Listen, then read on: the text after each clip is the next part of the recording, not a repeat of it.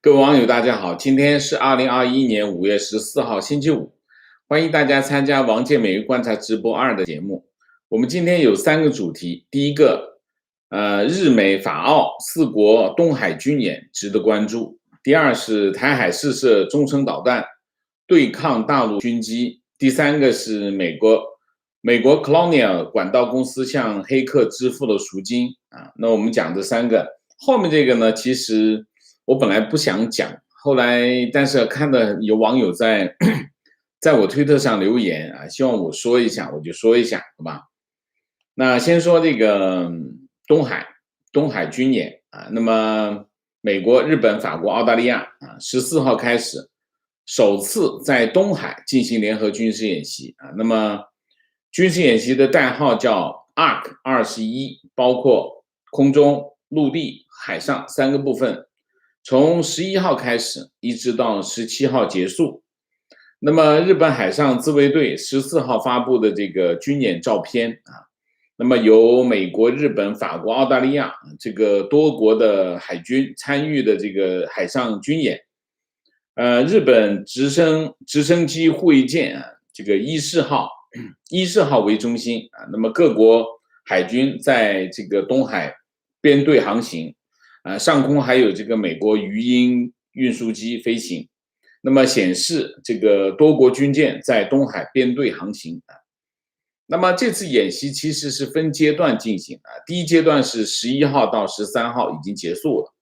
那么地点是在哪里？地点是在这个宫崎县和鹿儿岛，横跨宫崎县和鹿儿岛的这个雾岛，还有另外一个就是长崎县佐世保市的这个香浦驻地啊，香浦驻地是日本的海军陆战队叫海军陆战队吧的这个驻地啊。那么第一阶段参与的有日本陆上自卫队、法国陆军、美国海军陆战队啊。那么项目是什么呢？项目就是实施从九州以西的近海的舰艇向演习场地投送部队的山西登陆任务啊。参与训练的包括100名日本的陆上自卫队，以及法国陆军和美国陆战队的60人，各60人，规模不大。第二阶段就是14号到17号，那么这个场地就是空中、陆地、海上。那么参与的是美国、日本、法国、澳大利亚11艘军舰和日本的航空自卫队。那么日本防卫大臣岸信夫表示，这次进行的陆海空登陆演习啊，那么巷战训练、防空和反潜战训练等，目标是提高与岛屿防御相关的战术技能，并共享自由开放的印太愿景的同盟国进一步深化防卫合作关系啊。他认为印太战略是一个有助于各国合作的包容性的框架，欧洲国家的加入能为区域带来和平稳定。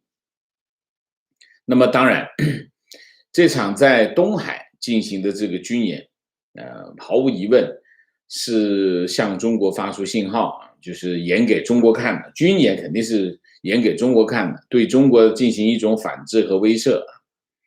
那么当然我们知道，从去年开始，中国加强了在钓鱼岛领域的活动，海警法新通过的海警法赋予中国的海警使用武器的权利。日本感觉到来自中国的威胁啊，这就是一个大背景。那么这个军演呢，传递的信息就很清晰啊，非常清晰啊。然后这个清晰的概念是什么？概念是3个意思。第一个，团结，就是盟友之间团结合作，向中国展示啊，我们看我们有4个国家的军舰都在这里啊，这是展示团结的力量，这是第一个。第二个，那当然一个方面近的指向哪里？就是指向钓鱼岛啊，就中日之间的焦点是钓鱼岛，近的指向钓鱼岛，远的指向台海啊。那么这次从规模上看，这次联合军演不算大规模，但是这次军演获得了超乎寻常的关注啊，超出了它的规模。就是说，虽然规模不大，但是这件事情格外引人注目，所以我们要讲一下它不同寻常之处。第一个，这次军演本来这个日本跟美国联合军演这种形态是比较常见啊，就因为大家知道，美国驻军在日本，那么日本跟美国两个军队进行联合军演很正常，每年都会发生啊。但是这次军演却是法国提出来的啊，所以这是很特别啊。那么日本跟美国还调整了他们原来有一个日美之间的联合军演，就调整这个时间啊，配合什么呢？配合法国这个贞德号战斗群啊的这个行程，调整这个时间，然后日本跟法国并没有军事盟约啊，日法之间是没有军事盟约，然后法国跑到日本的东海，日本的这个地方来，跟这几个国家开始联合军演是非常的突出啊，这是一个史无前例的动向。那么法国说啊，这次演习的目的是啊4个目的：第一，发展多边防御合作；第二，加强军队的互用性；第三，提高战术专门知识；第四，执行法日支持后勤协议啊。然后法国的海军参谋长说，这是要展示我们在这个地区的存在，并向中国发出法日合作的信息啊。这是一个很有意思啊。那么当然我们都知道啊，美日合作其中有一个焦点就是钓鱼岛。那法国跑这来干什么？为什么有这样的故事啊？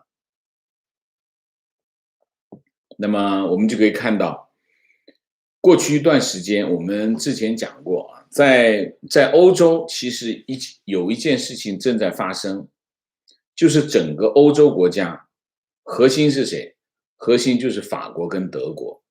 法国跟德国正在改变他们对中国的态度，这就是法国为什么他的军舰会跑到日本来，跟日本进行联合军演的原因啊。那么你可以看到啊，下面就会陆陆续续的还会有，已经来过的是谁？已经来过的是德国啊，德国的军舰导弹护卫舰已经来过了，已经去过东海了，已经去过南海了。那么下一个要来的是谁？下一个要来的就是英国啊，英国的伊丽莎白航母战斗群，那么已经启程啊，他们先会在苏格兰1个星期啊，应该是下个星期就开始向这个远东地区进发啊。那么其实欧洲各国开始对中国对华政策开始进行调整，但是这里面有个特殊的情况，就是法国。法国是唯一一个在印度洋、太平洋地区拥有永久军事存在的欧洲国家啊。法国把印度洋和太平洋看成是一个连贯的经济区，这是法国人的视野啊，他看成是一个连贯的经济区，那么可以通过这个经济区输送全球的货物。那么法国在亚太地区的军事部署是什么呢？它有15艘军舰和40架飞机啊。法国的领土包括什么呢？包括印度洋的留尼汪岛，还有法属玻利维亚。所以法国在去年啊，2019年5月啊，前年发表过一个印太防务战略报告啊，分析这个印太的安全形势。提出法国要积极推动多边安全努力，加深与美日印澳的合作啊，这是法国的态度。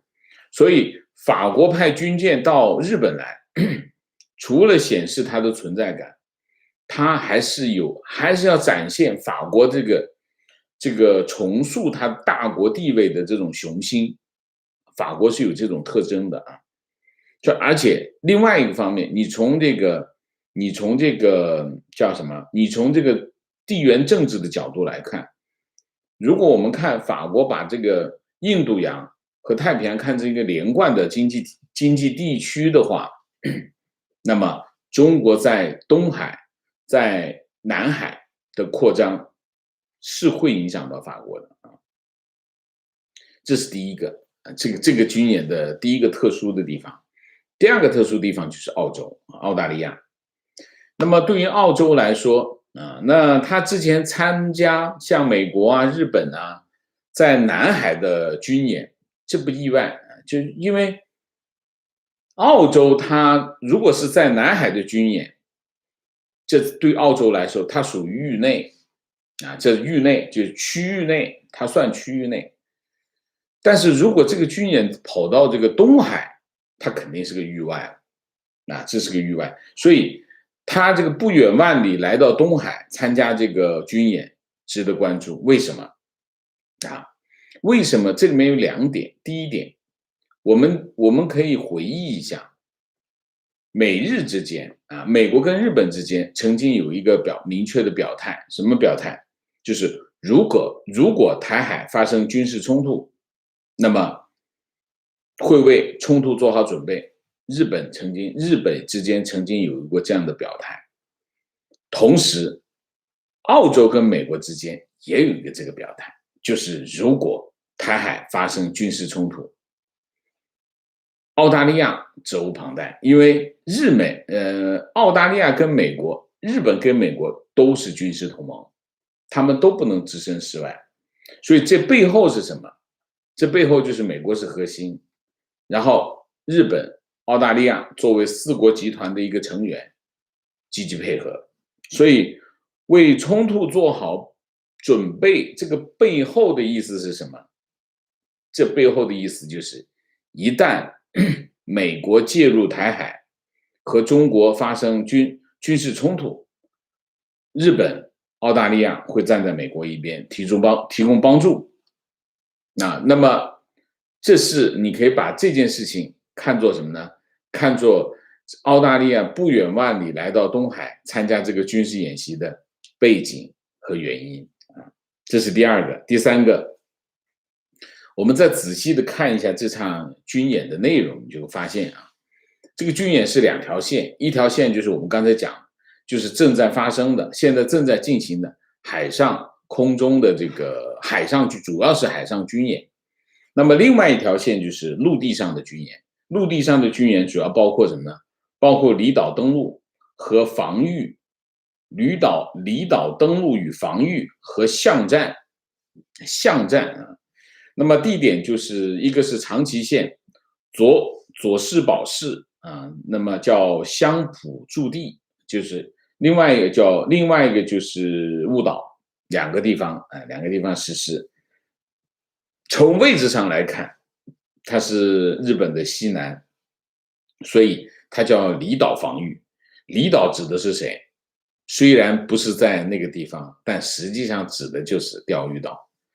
那么实际上这个离岛的演习就是针对钓鱼岛的军事行动那么从演习的阵容来看陆上部队参加的队员总共是220人，包括日本陆上自卫队以香浦为据点的离岛防卫专门部队离岛防卫有个专门部队叫水陆机动团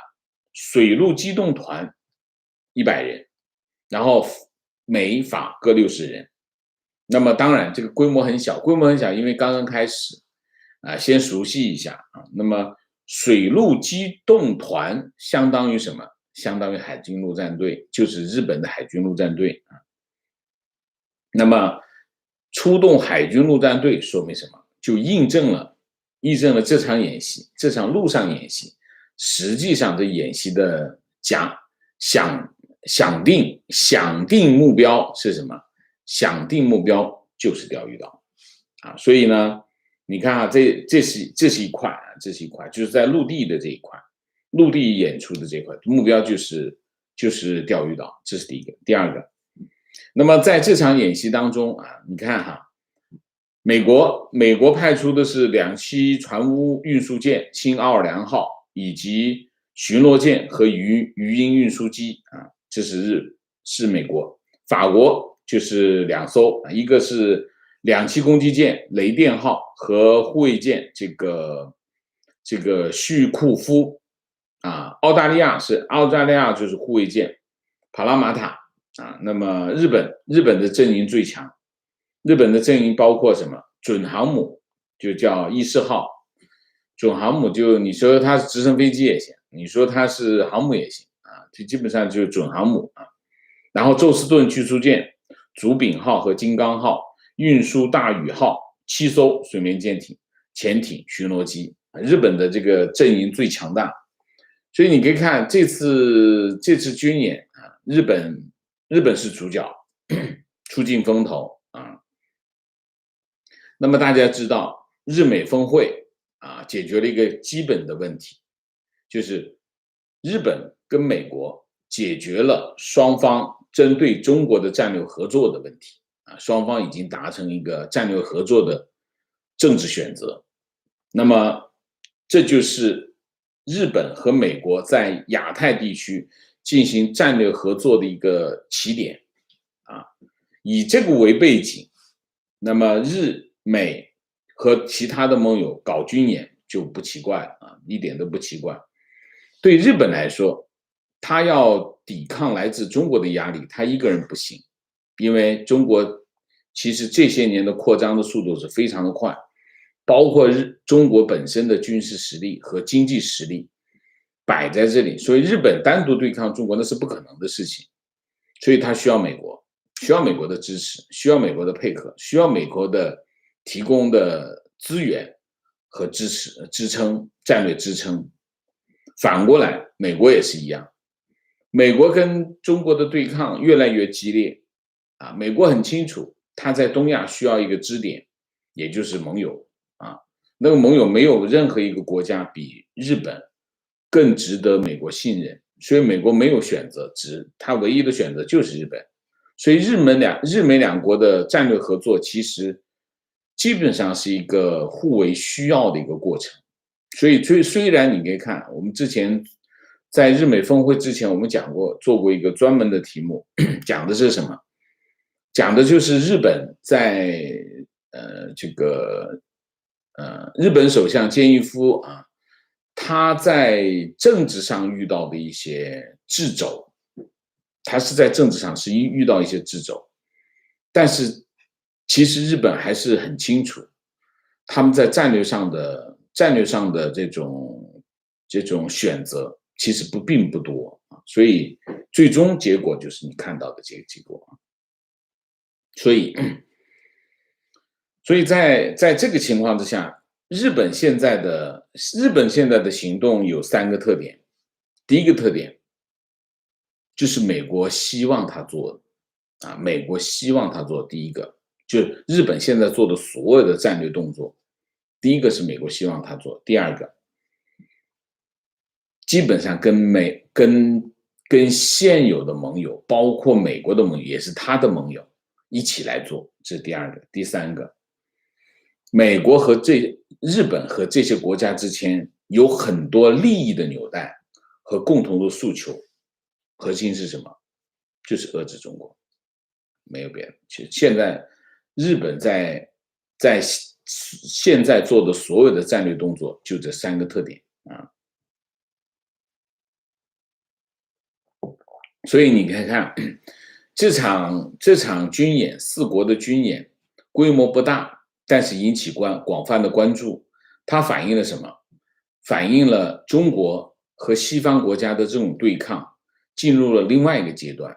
什么阶段？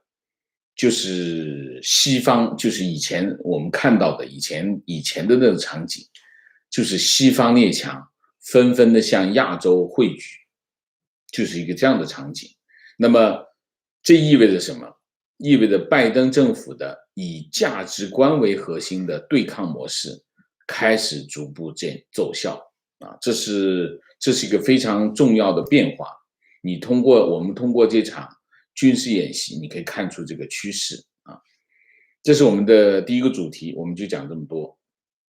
第二个其实是一个单一的新闻，但是它有一定的影响力，就是台军试射中程导弹啊。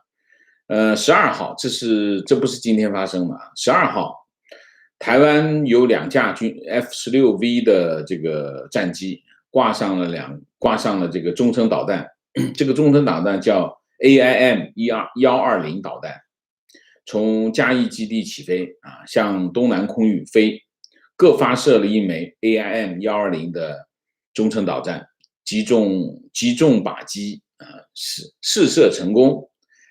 这件事情意义在哪里？这件事情意义很大，为什么？从去年年底开始，中国大陆针对台海的这种军事压力不断的上升啊，中国大陆针对台湾的这种军事压力就有2个主要的模式。第一个模式就是军机飞到台湾的航空识别区，飞进去，然后再飞回来，飞进去再飞回来。那么它的频率呢，它的频率根据它想施加的压力的大小，有的时候很多飞机啊，几十架曾经发生过20架飞机、25架飞机飞进去再飞回来，这是一种模式。另外一种模式就是军舰绕台啊，用这种训练的这个辽宁舰啊或者山东舰啊绕台，就是跑到太平洋再回来啊，这种模式啊，这2种模式。但是常态的就是飞机。那么这种飞机呢，到了今年的上半年这种军事压力的模式呢，对台海，它这种模式有两个含义。第一个含义是什么？第一个含义就是制造紧张空气，就是用这种方式给台湾压力，军事压力，通过军事压力去达到政治目的。另外一个目的是什么？另外一个目的是消耗台湾。大家知道，所有的军机它的飞行都是有飞行的时长，你就不断的飞，然后你的飞行员，你的这个我们叫就是这个战机的飞行员，他也是需要休息的，它是有限的。中国大陆通过它的数量来消耗台湾军队、台湾的空军，消耗它的飞行员的体力，消耗它的意志，消耗它的战机升空的滞空的时间，用这种方式来消耗。所以到了今年的3月份、2月份开始，台湾就不一定每次都飞了，他就用导弹对着它，就不一定每次飞机来都升空迎战。那这就是大陆想要的效果，这就是大陆想要的效果，就是慢慢的让你习惯我飞机飞到你的航空识别区，然后它再往前推，会这样子啊。那么当它达到一定的程度的时候，美国发现不行，这样下去的话，台湾会被消耗掉。这个中程导弹是什么时候买的？这个中程导弹其实很早就买了，那么它是在2000年和2017年买的。台湾向美国总共买了418枚，叫 AIM-120导弹。这个导弹很厉害，非常厉害。那么它是有很强的杀伤力啊，像杀伤力，而且它能够装在 F-15、F-16、F-22等等，可以装到很多机型上面去啊。它向37个国家出口的这种导弹，但是当时它出口的导弹给台湾之后呢，他又觉得感觉，因为这种导弹装到战机上，它也是个进攻性的武器。他觉得如果是给大陆一个口实又不大好，那怎么办呢？买了以后我就放到关岛，你就先别拿走，需要的时候再说。好，现在就到了需要的时候了，就让现在原来他在关岛射过一次啊，在亚利桑那这个空军基地做过一次试射，这是第一次在台湾试射啊。那么台湾试射呢，意思是什么意思？他在台湾试射意味着这个导弹可能已经从关岛运到了台湾，也就是说，美国人就说：好吧，既然大陆给你这么大的压力，那你就拿这个导弹去用吧。那如果台湾的战机装上这个导弹给你看一下，就是我实际上就是去制衡大陆的军机这种袭扰，就是美国方面就开始给台湾的军队实质性的支持了啊，这是一个，所以有意义吗？有意义。大家不要忘记了，虽然人的因素在战争中很重要，但是真正决定战争的胜败的是什么？还是武器啊，还是武器。人的精神很重要，但是决定胜负的是武器啊。好，我们讲另外一个 Colonial 这个 pipeline， 就是美国这个叫燃油管道公司啊，燃油管道公司，它是彭博社报道说，它是支付了$500万给这个黑客。这个黑客呢，他其实是5月7号这个黑客侵入了这个 Colonial Pipeline 这家公司的这个电脑系统，然后就把他的电脑的数据库给锁住了啊，锁住之后呢，就跟他勒索他。这是个非常现在比较流行的一个黑客模式。以前黑客就是，给你写个字，屏幕上写个字，现在不是，现在挣钱的然后就通知这个 Colonial 的这家公司说，你得给我钱，你不给我钱的话，我就把你的那个里面的数据给删掉。那 Colonial 实际上在几个小时之后就支付了，就给他钱了。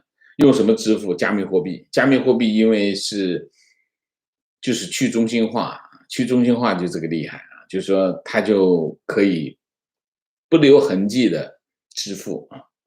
然后呢，这个黑客呢，这个黑客叫什么呢？这个黑客叫 Dark Side 啊，黑色面啊，就是暗面Dark Side 就给了他密钥，密钥就是解密工具，你就解密，然后就给它开放，然后但是现在的说法是什么呢？说法是黑客提供的密钥呢，运行速度太慢，所以呢，这个 Colonial 最后还是通过启动了这个备份的数据来恢复它的电脑系统的这个运行啊。那么最后这个 Colonial 是星期三前天恢复了管道的运行，然后星期四恢复了整个的系统服务。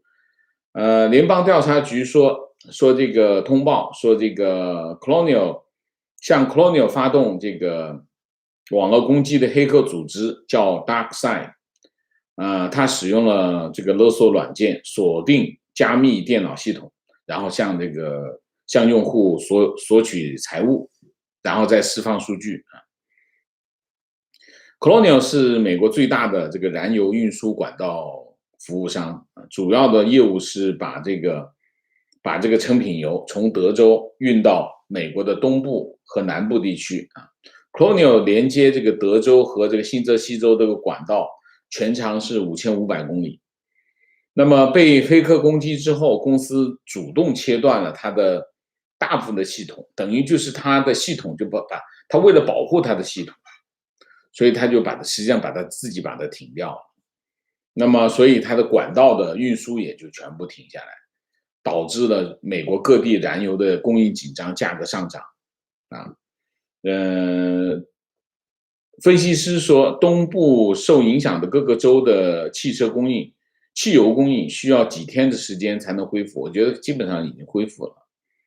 那么这里面的情况是，有个问题，就是说该不该付赎金的问题啊。我是觉得应该付赎金。为什么？第一，联邦政府、联邦探员抓不到黑客啊，这第一个，你这不知道什么时候能抓得到的。第一个，第二个，没有人能够解开黑客的网络炸弹，它其实是个网络炸弹。如果你搞不定，一不小心没搞定的话，他就把你的那些资料给删了。你把资料删了就是网络炸弹。这第二个，没有人能解开网络炸弹。第二个，第三个，如果僵局持续下去，油价上涨，供应短缺，Colonial 也好，美国社会也好，会付出巨大的代价。这第三个，第四个，你一不小心这个网络炸弹爆炸，那么这家公司将面临这个灾难啊。那么所以呢，支付赎金是代价最小的方案啊。那么当然，有些人也会对他进行道德审判，说你支付赎金等于鼓励这个黑客的这种行为等等啊。但是我觉得这种道德审判不 make sense 啊。那么过去3年 ，DarkSide 是很有名的黑客啊，发起过多次攻击啊，使得西方国家交出了数以数百亿美元的这个巨款，这是个很厉害的黑客组织。他在5月11号在他的官网发了一个简短的声明，他说什么？他说我们的目的只是挣钱啊，不想给社会制造麻烦啊。所以这次是美国遇到的有史以来最严重的黑客攻击，基本上是美国措手不及。那么输油管道关闭了6天啊，然后就开始有人排队加油，油价上涨，那么最高涨到了3美元啊，平均1加仑涨到3美元，然后媒体就狂骂这个美国网络安全这个脆弱啊。最新消息是什么？最新的消息，日本东芝公司他们在法国的欧洲分部遇到了网络攻击。那么网络攻击 NHK 说攻击者就是 DarkSide 啊 ，DarkSide 就是攻击 Colonial 的这帮人既然他这么做了件这么大的案子，我觉得这个黑客组织会遇到麻烦啊，会遇到麻烦。为什么？我觉得他做这个动作有点不明智。为什么？Colonial 是一个公共服务基础设施啊，它影响美国非常的大啊，美国人是有仇必报的啊。那你看一下，当他做这个案子的时候，我觉得他不够明智，才500万美元，那他会遇到问题。好吧，那我们今天主题就讲这么多啊，下面进入互动。进入互动之前，温馨提示，请大家点赞，请新来的网友订阅，请大家加入我们的会员，支持我们做更好的节目。那么进入互动之后，请大家不要聊天啊，4个情况、问题、观点、情绪。好，明谢，郝林，谢谢，姥姥王，谢谢，打卡，猴子屯，粪坑，盐碱地的朋友们，鼓励一下，太幽默了，好吧。Alex 杨，谢谢。魏唐，谢谢。周礼根，谢谢。老师说试射的长程空导弹不是中程导弹，是长程的吗？中程的吧，空导弹是没错，是长程吗？通常空导弹都是中程导弹，理论上是这样，我不知道是不是对的啊。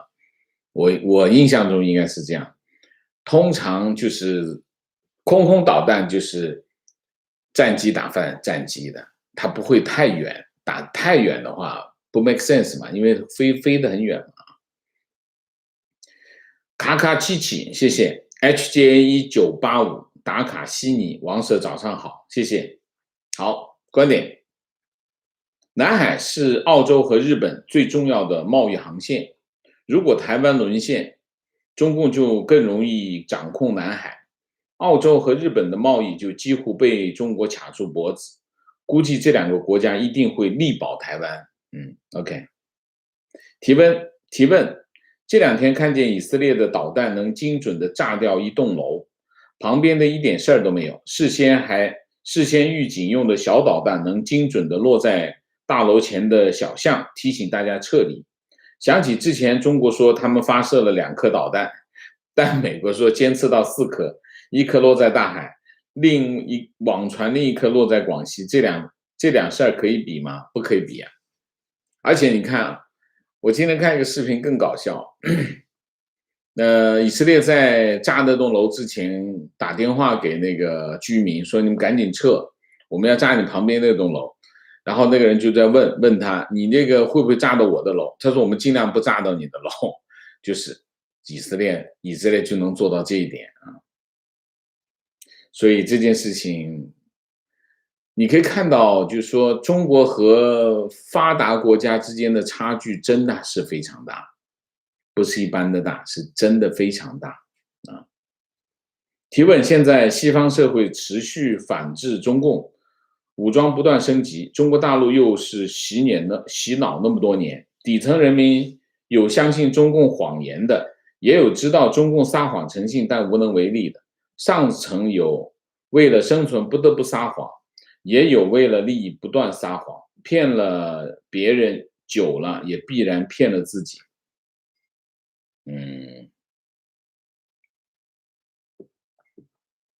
我可以再讲一下这次成都49中啊这件事情啊。我看了一下视频，然后我看了一下各个评论，有2点。第一点，很多网友说我不知道，我真的不懂啊。我们通过这些网友的留言看出去2点。第一点，他公布的这个视频不可信啊，就是我看了一下那个视频，我没有全看，因为我也没办法辨别。这2点，其实我在看的时候我也有点奇怪。理论上嘛，你监控录像你是固定的镜头在一个地方，对吧？我做电视我们也是知道，你一个镜头固定在那里，你的场景是固定的，你不会一会儿放大一会儿缩小，一会儿推上去一会儿拉开，不会的。你监控录像就是这样放的，除非有人在后台操控，那后台操控就不是监控录像。所以你监控录像，第一个，你的这个镜头是不会动的。那你就是一个，然后有人进进出出，你可以这个没有，你可以看它播放出来的视频，有放大有缩小，我不知道为什么会是这样，这是第一个。第二个，这个监控录像的设置的位置有点不对，我那前天的网友提出来，按照正常的规范的设置，如果你是一个泵房，你的监控录像的位置一定是对着门，这是第一个。第二个，如果你要做这个监控录像的话，监控的这个摄像头的话，你一定不会留死角，一定不会留死角。如果留了死角呢，就不是做监控摄像头的规范操作。所以他说他之间有一个死角，他们这个是没有的，这个说法讲不过去，因为任何一个做这种监控的这个布局的话，一定不会留死角，留了死角以后就会出问题。所以这个问题，而且那个问题就实际上是把这段视频它存在的问题都讲出来。其实我们可以看网友的各个评论，所以呢，他们现在公布的这段视频，其实更加暴露了破绽啊！所以我们刚才这个网友说，中共撒谎成性，他的确是撒谎成性。当然，我一开始我就不相信，那么现在我更不相信啊。情况周五，香港当局祭出国安法，冻结一传媒集团苹果日报创办人黎智英一传媒的股份和个人财产。王先生说很久没说香港了，香港还有救吗？我今天上午说了一句话，有网友也提这个问题啊，就是关于黎智英的财产被冻结的问题。我今天本来想讲，但是新闻已经过去了，我也没讲啊。但是网友提出来，我再讲一下。那这件事情其实是很重要的一件事情。我们经常讲投鼠忌器，什么叫投鼠忌器？有个老鼠爬在你的花瓶上，你会不会去打？你不会去打，为什么？因为你打的话，你可能打到老鼠，也可能打不到老鼠，但是有一点，你肯定会把这花瓶打破，所以叫投鼠忌器。投鼠忌器就是讲，当你在一个理性的状态之下，你做一些动作的时候，你会考虑你的代价和成本，你会在做一个理性的选择，我就可能这个动作我就不做了啊，这是一个投鼠忌器，其实讲的是什么？讲的是一个理性的选择。好，我们再讲回这件事情，不管你多恨这个黎智英，现在香港已经回归了，香港是中华人民共和国香港特别行政区。那么这里面一方面，这个香港特别行政区一方面承载了700万香港人的生计和心血和财富，另外一方面也反映了中国在香港的利益。所以我们讲这是个气，这是个很大的气。你多么恨黎智英都好，你不应该连这个你要打他，连这个香港一起打掉。为什么我说这件事情影响重大？原因在哪里？原因就在这里。你可以冻结黎智英的资产，就意味着什么？你可以冻结李嘉诚的资产，对吗？你可以用国安法冻结黎智英的资产，你翻过来就可以用国安法去冻结李嘉诚的资产。你可以冻结李嘉诚的资产，也就意味着你可以冻结任何一个香港人的资产，用国安法为理由。这意味着什么？意味着香港的产权制度就崩溃了。资本主义发展的基石是什么？资本主义制度、资本主义的发展，几百年来资本主义的成就，它的基石就是产权制度。产权制度一句话，通俗的话叫私有财产神圣不可侵犯啊。那么私有财产神圣不可侵犯，以这个为前提，才有资本主义的繁荣。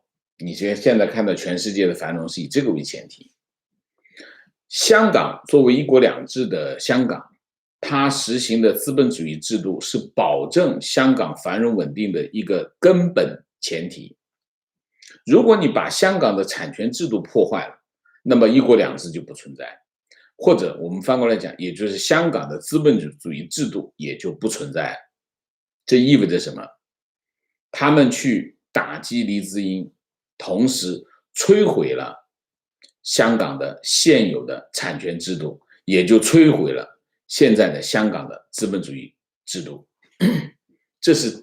这是中共在香港做的既蛮横又愚蠢的行为，这就是我们讲的这件事情。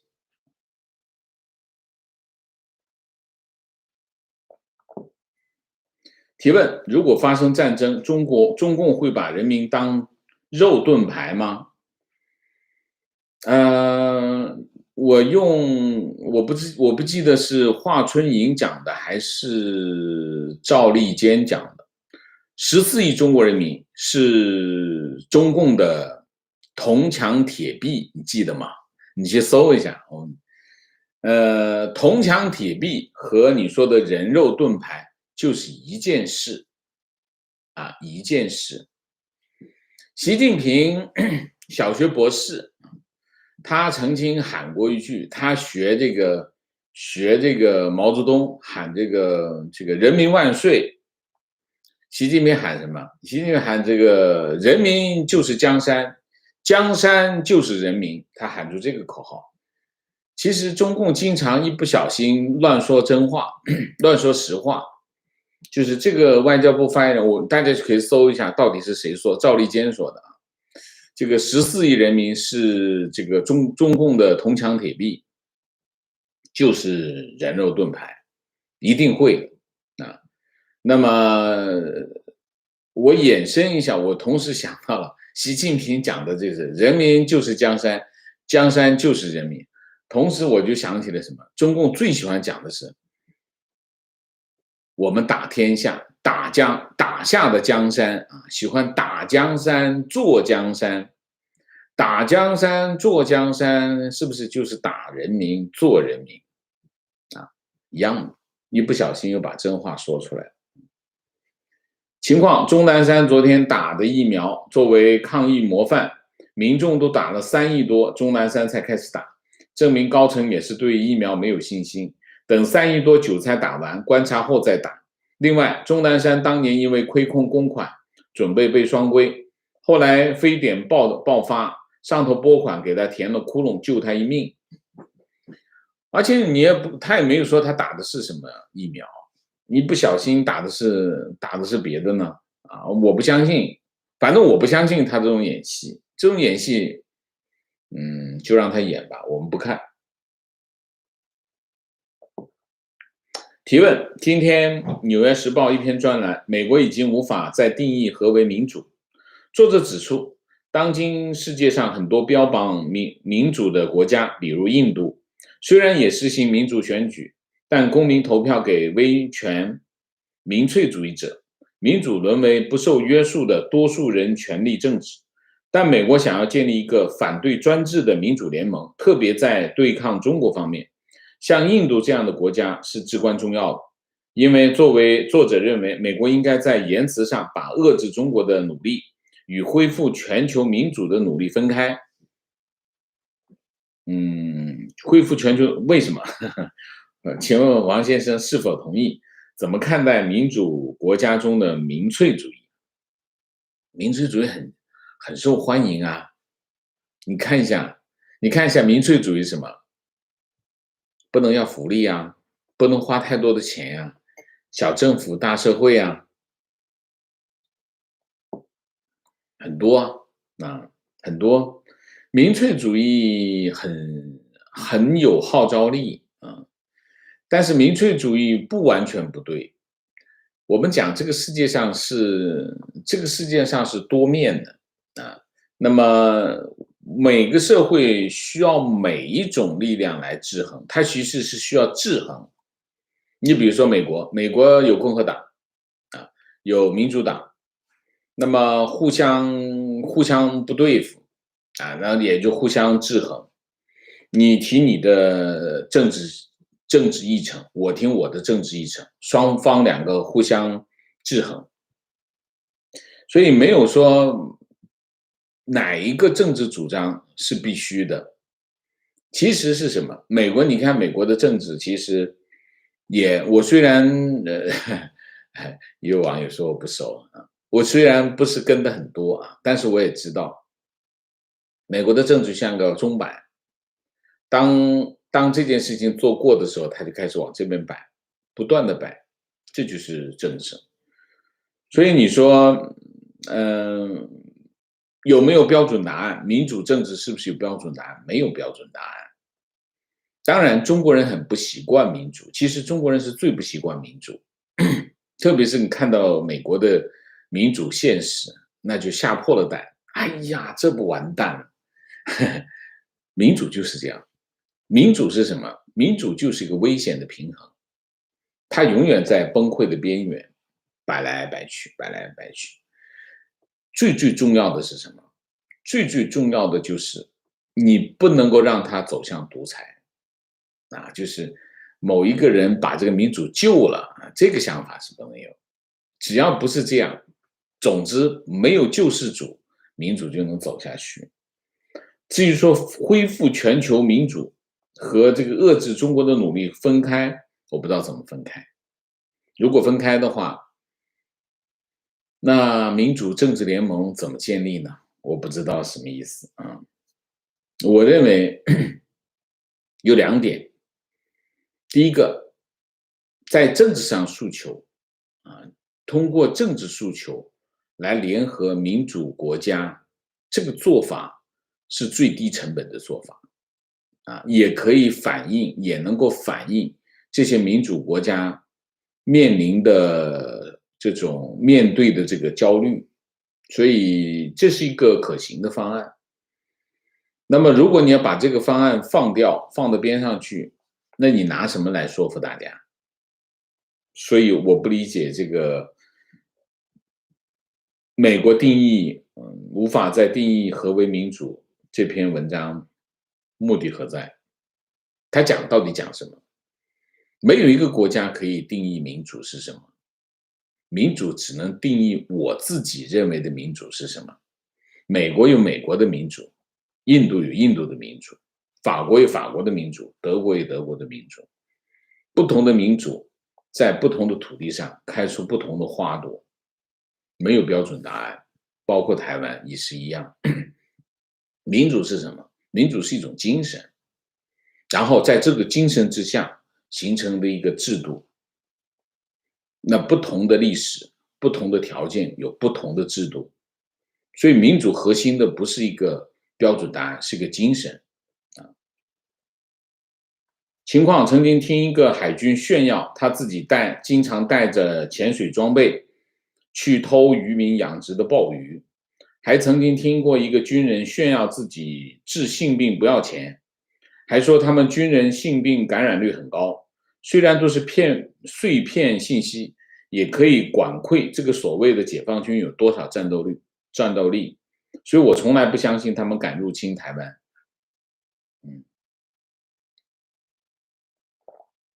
这个问题就多了去了。如果我们要算这些账的话，你那个还是那句话，中共办正事千疮百孔啊，这个军队管理那是千疮百孔。曾经有一个叫什么来着？那个，哎呀，我就忘了，就是把那个钱弄成一堵墙的那个所谓的富翁，他干嘛？他怎么发的财？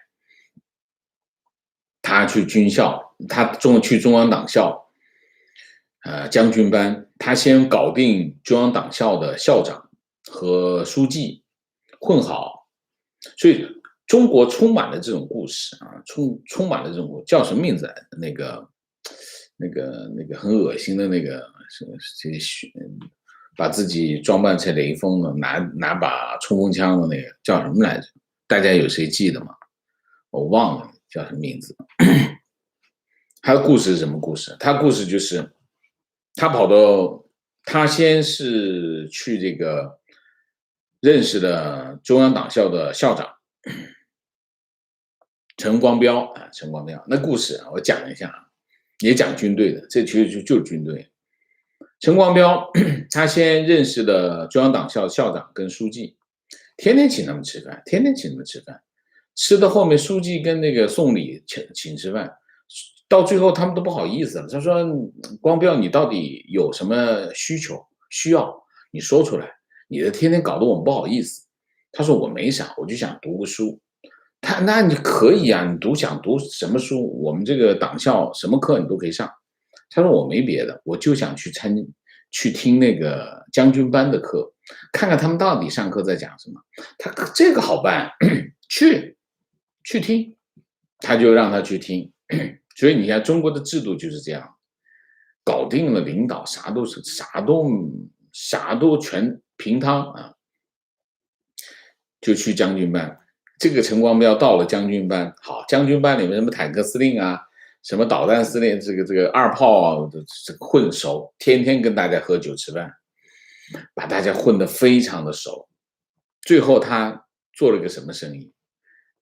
他的第一桶金就是把坦克司令搞定。坦克司令搞定了，干嘛？炮弹收废品。他就是用炮弹收废品，炮弹打完炮以后，那个炮弹壳是铜的，拿来收废品，挣大钱。中国充满了这种故事，关键是什么？搞定官员啊！所以中国的军队，你想想看，坦克司令靠炮弹，我还听说过什么？我还听说过他们演习，演习干嘛？